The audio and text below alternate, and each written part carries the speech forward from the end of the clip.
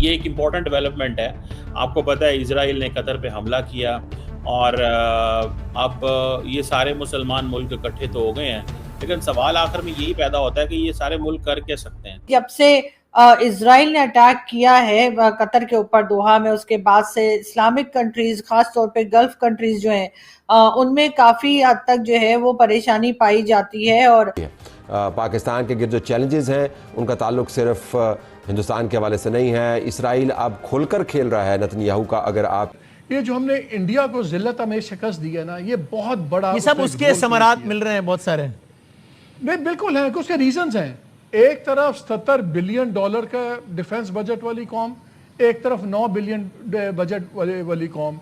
मुस्लिम ममालिक कुछ भी नहीं कर सकते, लेकिन जो कुछ कतर के अंदर हो रहा है अब तो उसमें जीसीसी सारे मुल्क इकट्ठे हो गए हैं, गल्फ कोऑपरेशन काउंसिल को मसला यही सोचकर जो है वो कई बार इनके, आपने ये भी देखा होगा कि इनकी कई दिन से समिट भी चल रही थी जिसमें कि पाकिस्तान भी उस समिट का हिस्सा था और प्राइम मिनिस्टर शहबाज शरीफ साहब भी उस समिट में शिरकत के लिए गए थे। तो इसी तरीके से जी इस वक्त भी जो बात की जा रही है वो यही कि तमाम जो गल्फ कंट्रीज हैं, अरब कंट्रीज हैं, वो मिलकर क्या कर सकती हैं जिससे कि जो कि इजराइल की तरफ से जो धमकियां दी जा रही हैं, पाकिस्तान पर हमला, सऊदी अरब पर हमला, सऊदी अरब पर हमला, पाकिस्तान पर हमला, तो अगर इंडिया पाकिस्तान पर हमला करेगा तो सऊदी अरब पर हमला तसव्वुर होगा।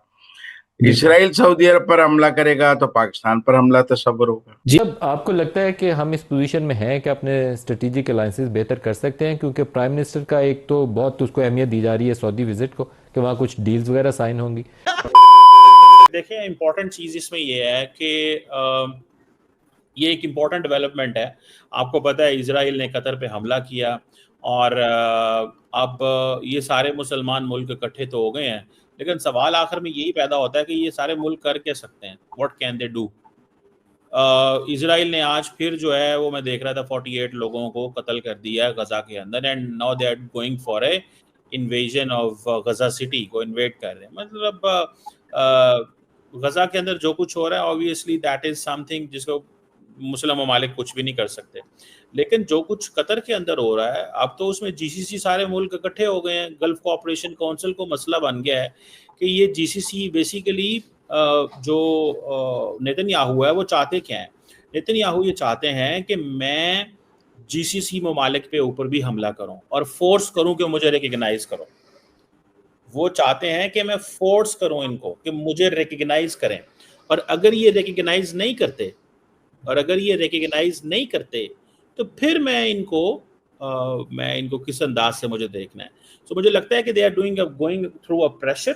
ये एक प्रेशर है जिसको मेरा ख्याल है कि they are not going to rule out. और मज़े की बात यह है कि ये जो हमास की लीडरशिप कतर के अंदर थी, they were already engaging with the Americans and the Israelis. और इजराइल हमास के जो प्राइम मिनिस्टर, उसके कतर के जो prime minister and foreign minister हैं, वो ये कह रहे हैं कि शबात और मुसाद और सारे जो हैं ये तो इनके साथ डायलॉग करते थे हमारे साथ, तो ये कैसे कह रहे हैं कि अब आप इनके ऊपर अटैक करेंगे? तो मुझे ऐसे लगता है कि ये this is something very very serious. और ये एक चीज़ बहुत सीरियस है, और वो ये चीज़ है कि किसी ना किसी तरीके एक चीज़ को समझना चाहिए, और वो ये है कि the future of Middle East is going to change. और अरब वर्ल्ड सारी बैठ गई है, मुस्लिम वर्ल्ड सारी बैठ गई है, लेकिन they are not going to, they don't have any solution.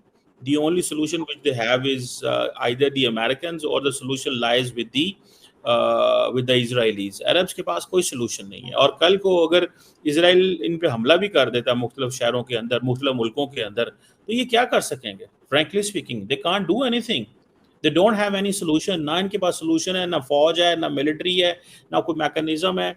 ये तो खुद जारी बात है अमेरिका की सिक्योरिटी लेके बैठे हुए हैं। तो लास्ट टाइम इन्होंने अमेरिकन ने और इसराइलियों ने क्या किया कि इन्होंने अब्राहम अकॉर्ड किया, तो उनको कुछ मुल्कों को बीच में से तोड़ लिया। अब उनको ये है कि अब्राहम अकॉर्ड 2.0 करें, लेकिन इस अंदाज से करें कि इनको फोर्स करें, इनको बताएं, इनको टेरराइज करें, थ्रेटन करें। ये चीज़ जो है ना, ये चीज़ बड़ी इंपॉर्टेंट है, और इसीलिए ये सारे इकट्ठे हुए हैं, ये जानने के लिए, समझने के लिए हम कर क्या सकते हैं। तो मुझे नहीं लगता ये कुछ कर सकते हैं। उसकी वजह ये है कि इनके पास एक ही सोल्यूशन है कि जी इंटरनेशनल कम्युनिटी को कहें कि एक्शन ले इजराइल के खिलाफ, उसको अकाउंटेबल ठहराए और इंटरनेशनल क्रिमिनल कोर्ट जो है वो इसके अरेस्ट वारंट जारी करे। या फिर नेतन्याहू की तरफ से जो कहा जा रहा है कि वो किसी जगह भी अगर उन्हें हमास के लोगों का पता लगा तो उन पर अटैक करेंगे, और इसके बाद से गल्फ कंट्रीज में काफी हद तक परेशानी पाई जाती है। उनका ये कहना है कि जी इजराइल को इस पे रोकना चाहिए या रोकना पड़ेगा। लेकिन अगर हम अमेरिका की बात करें तो अमेरिकन प्रेसिडेंट जो है वो काफी हद तक इजराइल के साथ दिखाई देते हैं। वैसे तो वो यही कहते हैं कि जी बहुत गलत किया और इनको कतर में अटैक नहीं करना चाहिए था, ऐसा कहना है डोनाल्ड ट्रंप का। लेकिन डोनाल्ड ट्रंप जो है वो इजराइल के साथ है, ये बात भी गल्फ कंट्रीज को बहुत अच्छे से मालूम है। पाकिस्तान की तरफ से जी शहबाज शरीफ साहब जो हैं वो सऊदी अरब पहुंचे हैं, जो कि हमारे प्राइम मिनिस्टर हैं। शहबाज शरीफ साहब सऊदी अरब के विजिट पर हैं, उनके साथ फील्ड मार्शल भी हैं, उनके साथ डिफेंस मिनिस्टर भी हैं, उसके साथ साथ जो है वो इंफॉर्मेशन मिनिस्टर और डिप्यूटी प्राइम मिनिस्टर, मतलब ये कि यहाँ से 2-4 को छोड़ के वो तमाम ही लोगों को साथ लेकर इस वक्त सऊदी अरब के विजिट पर हैं। सऊदी अरब और साथ पाकिस्तान ने एक एग्रीमेंट के ऊपर भी साइन किया है, जिसमें कि ये कहा गया है कि जी डिफेंस को लेकर दोनों कंट्रीज जो हैं वो साथ में काम करेंगी, और अगर किसी एक कंट्री के ऊपर अटैक हुआ तो वो दोनों कंट्रीज पर अटैक समझा जाएगा। हमने जो उनके साथ किया है। दूसरा सबसे बड़ी बात है, जब कतर में ये हुआ है तो अरब वर्ल्ड को एक चीज नजर आ गई है कि अमेरिका के साथ आप जितने मर्जी सिक्योरिटी अरेंजमेंट्स कर लें वो वाटर प्रूफ नहीं है, वो डिपेंडेबल नहीं है। जब इसराइल आता है तो वो सारे मुआहदे ऊपर नीचे हो जाते हैं। हाँ। ये एक डिपेंडेबल एग्रीमेंट है और एक ऐसे मुल्क के साथ है जिसकी डिमॉन्स्ट्रेबल मिलिट्री पावर है और डिमॉन्स्ट्रेबल विल टू फाइट है। और सबसे ज्यादा जो भी मौत पड़ेगी ना वो इंडिया पे पड़ेगी। मैं तो इंतजार कर रहा हूँ इंडियन मीडिया पे अभी जरा जागे तो मैं बड़ा मजेदार होगा। चीख रहे होंगे मुझे सारे नजर आ रहा है इन्होंने 2-3 बातें करनी है। उन्होंने कहना देखें जी ये हायर्ड गन्स बन गए हैं सऊदी अरेबिया के लिए, ये अपनी फौजें वहां पे भेजेंगे, उनसे बिलियंस ऑफ डॉलर्स लेंगे। इशू ये नहीं है, इंडिया की बहुत ज्यादा फाइनेंशियल इंटरेस्ट है, मॉनेटरी इंटरेस्ट है, बिजनेस इंटरेस्ट है, लेबर के इंटरेस्ट हैं सऊदी अरेबिया में। खुदा न खास्ता इमेजिन करें कि हमारे पे हमला होता है, फिर हमारे पे अगर फिर हमला होता है तो हमारी चीज ही बदल जाती है। बिकॉज खाली इंडिया को मिलिटरली प्रॉब्लम्स नहीं है, उसके इकोनॉमिक इंटरेस्ट भी हिट होंगे। Because then it becomes an enemy of Pakistan जिसके साथ सऊदी अरेबिया को खड़ा है। इसके खाली डिफेंस फॉल आउट नहीं है, इसके सीरियस इकोनॉमिक इश्यूज भी हैं। और उसमें एक और चीज देखिए, जो आपने वर्डिंग पढ़ रहे थे इस एग्रीमेंट की, वो सऊदी अरेबिया स्पेसिफिक नहीं है। वो कहते हैं कि हम दोनों एनहांस करेंगे and to achieve security and peace in the region and the world. ये रीजन की बात हो रही है। 3 बड़े ब्लॉक हैं मुस्लिम दुनिया के अंदर, और अरब जो हैं, आप देखें इस समिट का नाम क्या है, अरब इस्लामिक समिट। अब इसमें अरब से कहाँ है, इसमें तो सारे मुसलमान हैं, तो ये अरब इस्लामिक क्यों है?